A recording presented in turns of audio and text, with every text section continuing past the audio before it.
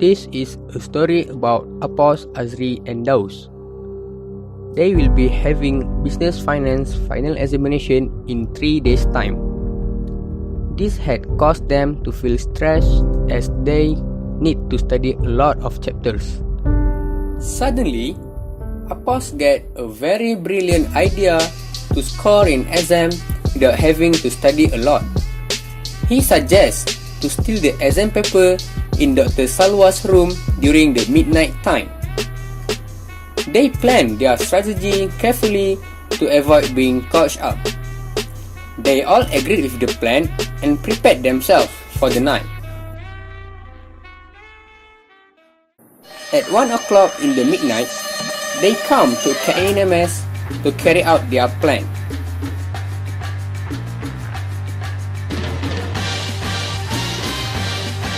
They covered their face with masks to avoid the CCTV from detecting their face.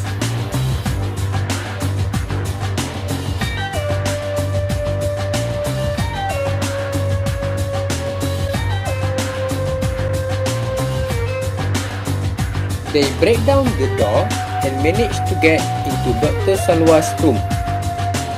In the room, they look for the final paper everywhere.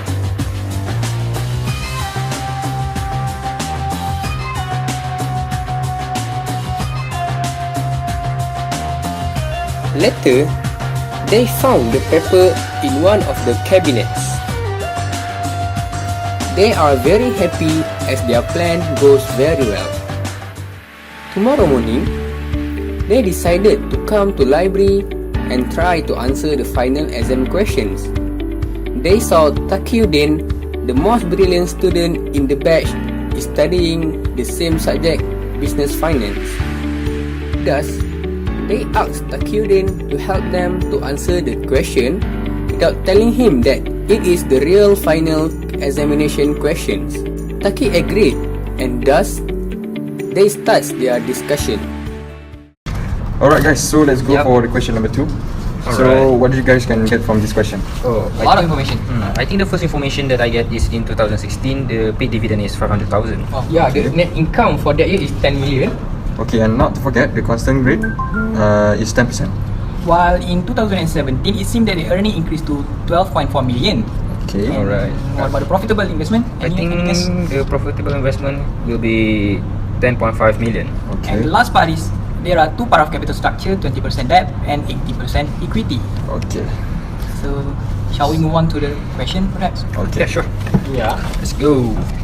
So for the first part, we have to calculate the Excel PSC, the total dividend for 2017. So for the question 1, what do you guys think? So the policy stated that the dividend to grow and the long run growth rate in earnings. So I think we have to find the growth rate, which is the dividend 500,000. We have to multiply with the growth rate first, and then we have to add with the current dividend, which is the dividend in 2016. So which means that 500,000 plus 50,000, we give the answer 550,000. Interesting. Yeah, I think so. Yeah, I think I agree with you as well. So okay, let's move on to number 2. What are the 2015 dividend payout ratio? So what do you think? So I think I know the answer. To get the ratio, we just take 500,000 is the paid dividend divided with 10 million. So we will get the 5%. We will get the ratio of 5%. Oh, Okay. Is it 5% the answer, isn't it? Yeah. Alright. So it's Okay. same answer. So it's done. So next we move on to the pure residual dividend policy. So do you guys have any idea? No man. No, I think Okay. this one is. I never heard that before. Wow. Is it the new team or what? So it's okay. I just recall it. One of the ways. So the first step that we have to do is that we need to look at what are the new investment. So like you guys have mentioned just now, the question they mentioned that the new investment is 10 million, 10 and 10.5 million. Okay, and then we have to look for the retained earnings. So just now they mentioned the jump earning is it the increase in it is 12.4 million. So now we have to look at the just now they mentioned that the target capital structure is 80% of equity. So we need to look at the equity needed. So just now we need to multiply the 80% of equity with the investment. Okay, so from there we can get the equity needed. And then from there we have to look for the dividend, because the question asks for the residual dividend policy. So how can we get the residual dividend policy? Is that from the equity needed, the earning jump like 12.4 million, we minus with the equity needed. From there we can get the total of dividend, which is 4 million. Okay. You understand? Yeah. So that's final answer. Yeah, that's the final. The final answer for the family is 4 million. That's so Okay, for the residual dividend policy. Yeah, I can also get the same answer. 4 million, right? 4 million. Okay. Alright. So Done. for the next question, it seems to be hard, but it's simple actually. The first thing, you need to find the long run growth rate, which is 10%. Okay. And then you need to know that the extra dividend is 5%. Okay. So to calculate it, you need to calculate the incremental increase in the earning, which is 12.4 million, subtract with 10 million. Okay. And then you need to multiply it by 10% and 5%, and you get a total RM 12,000 ringgit 12,000. Malaysia. That's all. That's all. So Yeah. You're so smart. Wow. Very okay. Yeah, I think that's a very reasonable way to calculate the dividend plus extra policy. Okay. Next, you have done the section A part, and then we move on to the section B. Okay. So the question asks, which one of the preceding policy would you recommend it? I think I can answer this. Okay. I think based on these 4 policies, I think the best is the regular dividend policies, Okay. if I'm not mistaken. But I'm not sure the reasons. Do you guys know? So what's the answer actually? So basically, the answer is for this question is that I think we should recommend it the regular dividend policy, right? correct, So yeah. you guys agree? Yeah. But why is regular Why do policy we is the do best? so? I think because of the regular dividend policy always provide the positive information to the shareholders. Oh, right. okay. That's one of the reason why I think is why we are recommended this kind of policies. And also it minimize the uncertainty under this Oh policy. yeah, sure. Okay, I think that's all. We have done for that. The last question, I think. Right. Okay, the last question is C. They ask about the differences between the stock dividend and also the stock base. Do you have any ideas of I think what does it mean? for the stock dividend, it is a dividend that we paid to the shareholder in terms of the stock rather than in cash, because maybe the company don't have enough money to pay the shareholder dividend in cash, so they give the stock. But to them. stock split also they didn't give any cash, right? Stock split still stock. So what's the main difference between stock split and stock dividend? Okay, stock split is basically a recapitalization that affect the number of the outstanding and also the par value earning per share of the stock. Okay. So I think in this case, split the stock is the best decision for a company to pay the dividend for the shareholder. Yeah. So, but I don't know the reason. So any guess for that? I think because it's lower the price of the stock. Oh, how?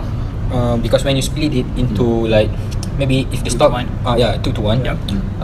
If actually the value of the stock is RM1, now you split it into 2, the value become like 50 cent each. So basically the price will be lower and it will able to attract more investor to invest in the company. So it's mean that the shareholder will get much stock, I think. So you say that we're going to increase the number of shares for we will able to belonging to the shareholders. yes, something like that. Okay, Alright. understand now. Oh, I think it's quite easy actually. Yeah. I think we can score. Yeah. Of course. Okay, done. So I think we can have complete question number 2. I think we can move on to the next question. Okay. Okay guys, I think we can move on to the question 3. So we can go straight forward to the question A. So what does it require? For question A, it required the after-tax cost of debt. So basically, this question is not that hard. So first of all, you know the present value of the bond, which means because the bond was issued at par value of RM1,000, and then for the future value, it will be RM1,050 because the bond will be redeemed at a 5% premium. Then for the payment, you just because the coupon payment rate is 9%, and you take 9% and you times with 1,000, you will get RM90. And lastly is the number of years for the bond will be 10 years. So basically you put all this information in financial calculator, then you will get the cost of debt before tax of 9.32, and then this 9.32 you times with 1 minus 0.3 because the taxation annual rate is 30%. Hence you will take the 9.32, you times with 0.7 and you will get 6.52. So for the second question is the question asked to find how bond issue will affect the weighted average cost of capital. But initially, because of equity just 12%, but when we add with the bond, so the subtotal of equity equal to 20 million. So just plug it into the equation, 15 over 25 multiplied with 12% plus 5 over 25 multiplied with 6.524, which is the cost of debt after tax, and you get the subtotal of 10.6.3%. Yeah. What about the next question, guys? Alright. Okay, for question C, I think if the company issue the bond, the financial leverage of the company will increase because the financial leverage itself is how the fixed cost from the financing will affect the earning of the company. So as the company issues the bond, they need to pay the interest on bonds. So their fixed cost will higher. So that the formula the FL itself is the earning divided by the profit before tax, which means profit minus with the fixed cost. So before they issue, the initial DFL is 1.38, but if they agree to issue the bond, the DFL will increase to 1.9. So the effect will be the DFL will increase because of the increase in the fixed cost. So I think that's my answer for question C. Alright, I think we're done for that. So we move on to the fourth question. I think the fourth question is more about the explanation about the leverage and also the cost of capital. So it requires us to explain about the asymmetric information, also the signal, and what are the effect to the capital structure. So we can recall back what does it mean, what is the meaning of the asymmetric and also the signal. So asymmetric is that the situation which managers of the firm have more information than investors. Okay, and then for the signals is that where the management gives signal to the investor. For example, there is an undervalue or overvalue of the stock. They will give the signal to the shareholders. Okay, so next move on to the last question. So what do you guys think? What are the alternative source of finance that could be improved for this company? I think maybe they should try to issue redeemable preference share. I think. Why? I'm not really sure actually. Any opinion from you guys? I think because if you refer to the current SOP, there are no redeemable preference share. So I think it's one of the good decisions to issue it, right? What about debenture? I think debenture is like loan, right? Bond. So should the company issue another bond, another form of I think it's possible. debenture? I think and we can look at the inventory as well. The inventory is also quite It's high. a lot, right? 15 So million. Yeah, That's a lot. So maybe they can sell more. And maybe they can reduce their cost of storing the stock. Exactly. That's right. Okay. I think that's all for our recommendation. Do you have anything else? I think maybe for the last resort, the company also can issue new shares, but they should think it carefully because issuing new share will cost them a higher cost. So I think they can still consider to issue new share maybe. During the day of examination, they feel very confident that they can score high marks in business finance. However, after receiving the exam paper, they notice that the questions are very different than the one that they stole. The questions are very difficult and they do not manage to answer it.